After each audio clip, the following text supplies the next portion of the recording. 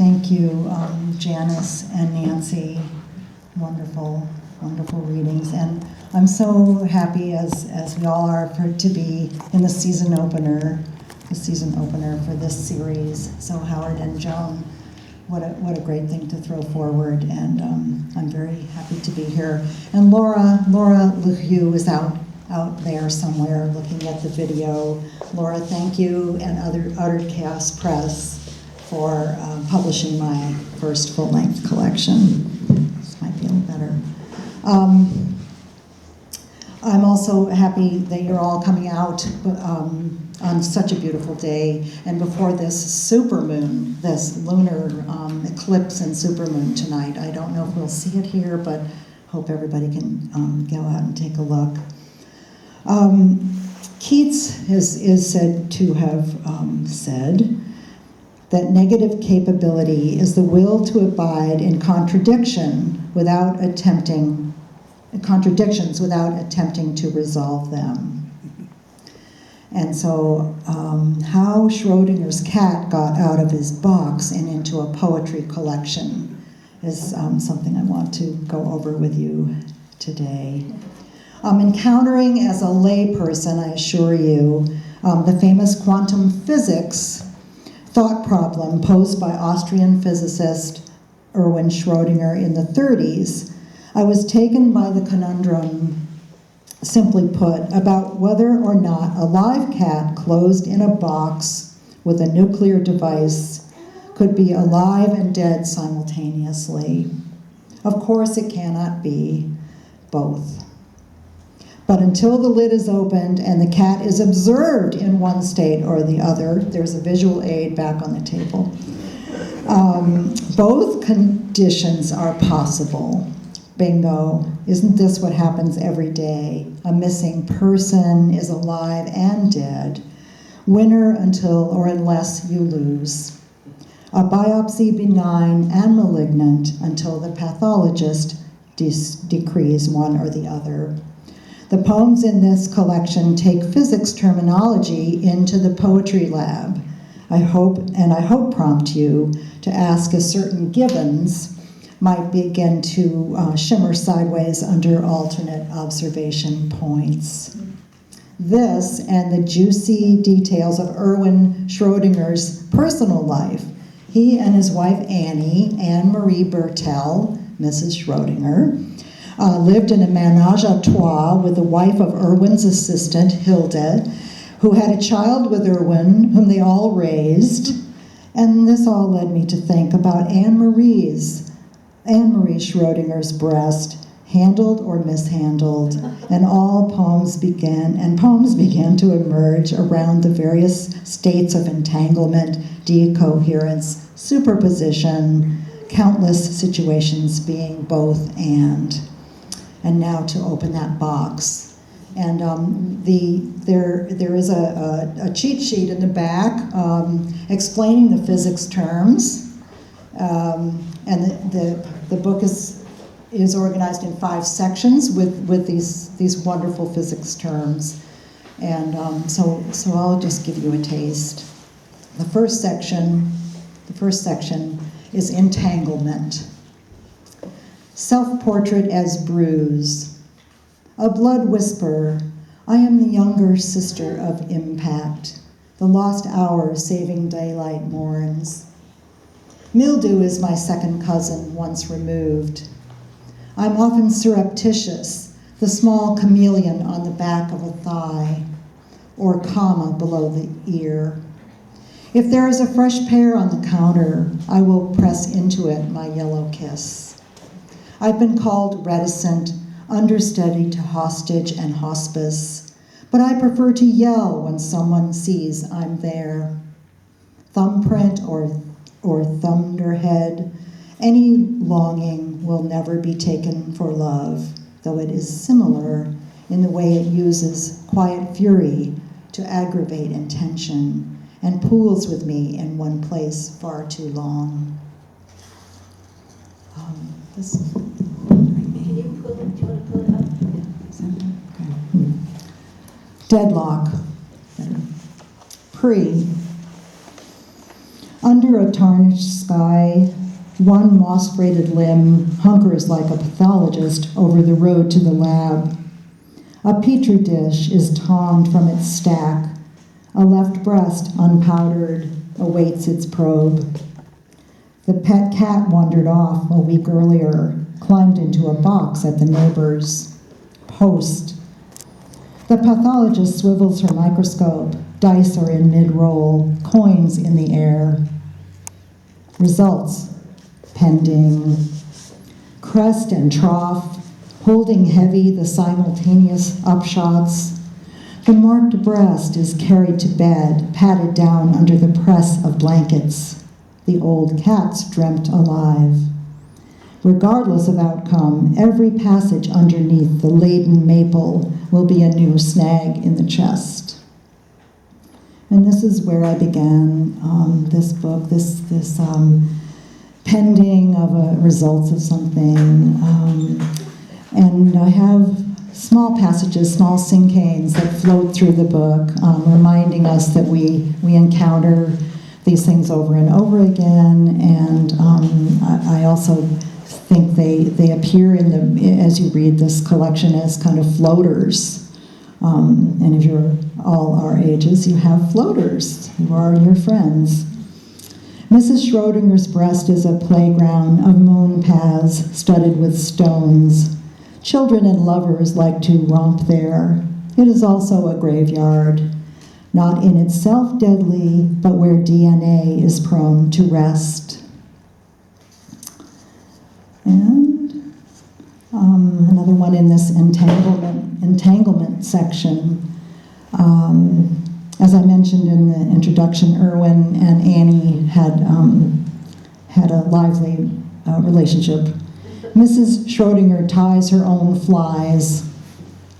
He's gone again, fishing his theorems or reeling in the new student. Those entanglements, how the slightest glitter attracts. Were I as litigious as he is priapic, I might have taken him to court long ago. Here's a gift of feathers, goose down, too elusive for the pillow. I'll get the loop from his desk, tie a new fly from some fluff, maybe stick one in his creel. This time while he's away, I'll stop casting into the same dry lake. The next section, a physics term, is called the double slit theory, and I'll leave you to look up some of these definitions. Mrs. Schrodinger's breast has needs, billboards, and a flash crowd to applaud beneath the balcony, or sometimes pendulous clouds, pranking Virga to moisten new French lingerie and undercut claustrophobia. Double slit theory. And this next poem, Janice had a poem featuring Paris and kind of a wonderful relationship. Some relationships are different. Défense de fumée. They don't see the sign, no sparkle, no sparks are left either, no sizzling down, no ember jamais. They see nothing explicit posted on the balconies of all those high-rise gratte-ciel. Their honeymoon year, the move to Paris, they both chain-smoked. She'd straddle chairs backwards, and he would lean seductively against door jambs, tapping ash into his palm. They swore they could hear comets falling. On Bastille Day, 12 summers later, she leans over packing boxes and unlit Gauloise hanging from her lips. She underscores her maiden name with a marker, separates out her share of the feu d'artifice. The air conditioner ticks off hours till sundown. Mermaids seem to have swum into my book, too. I don't know.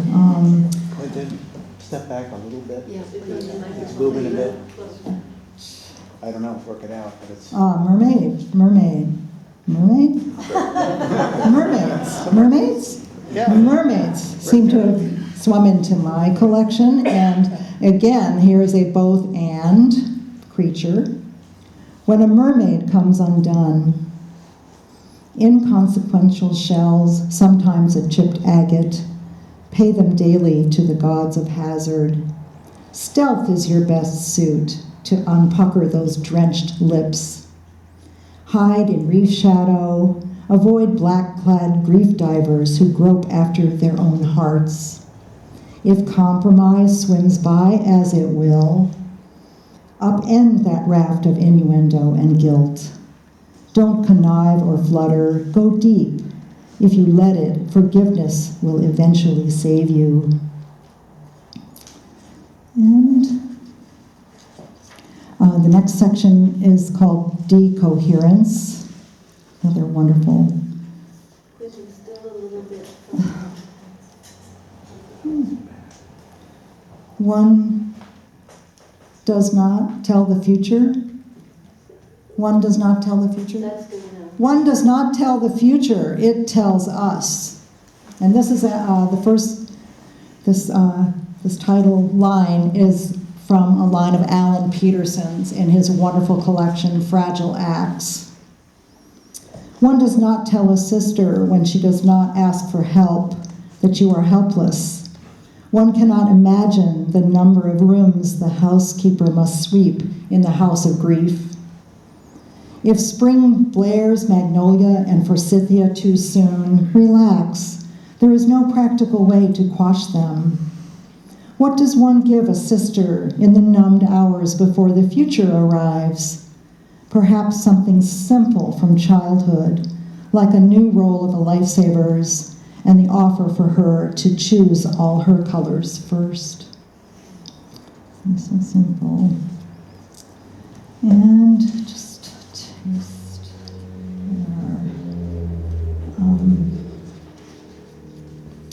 go to the next section. Field theory is the next section, field theory. And Annie's breast is a fairy carrying sex between eye and groin. All hands on deck becomes a gull cry released from her voluminous brig. And just one more from the book. Self-portrait as pocket watch. Timeless when lying at rest, I am non-committal's oar. Wind me and around I go, each point on my face significant and vital. With spider thread I sweep and stretch, overlap night with day. My heart ticks as in perfect rhythm, slowly, deliberately. My second hand is, strictly speaking, a third. From first degree to last, I am small but truthful. He or she who holds me can stop me cold, or release the power to start a race, catch planes, detonate bombs, pinpoint birth or death. I do not veer or wobble depending on the news. I am my own statistician. Call me simple, analog, old-fashioned, punctual. Momentum is nothing to me. In fact, I'm retired, but still hold a single job, telling time forward and back to a woman whose long-missing father warmed me in his hand. She curls me in hers, steadfastly drawn to my heat. So that is a sample of Mrs. Schrodinger's breast. And I'll read just a couple of new work here. A little seasonal poem here. We're approaching Dia de los Muertos, and this is Dia de los Muertos 2014, last year.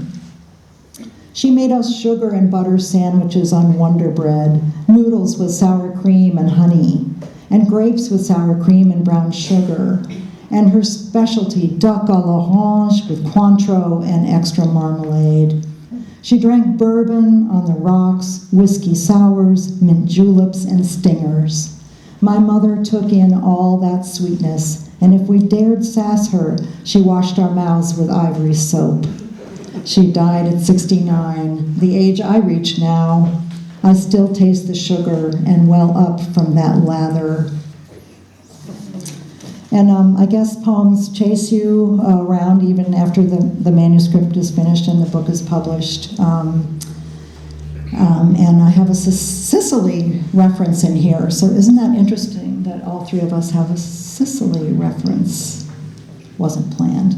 St. Agatha's platter. Those days when you're dying to dish out your troubles, think of Agatha, Sicilian martyr, patron saint of Catania, whose teenage breasts were severed. Think of her, favored saint of bakers, bell founders, earthquakes, cancer patients, and eruptions of Mount Etna. When you find no plausible shape for your meager torture, yet no way to stop worshiping its ground, look how in the paintings Agatha calmly serves simply her breasts. In Ravenna, see what can glint off thousands of hand-cut tesserae made to march in a procession of martyred women, how some dimensions of loss deflect light.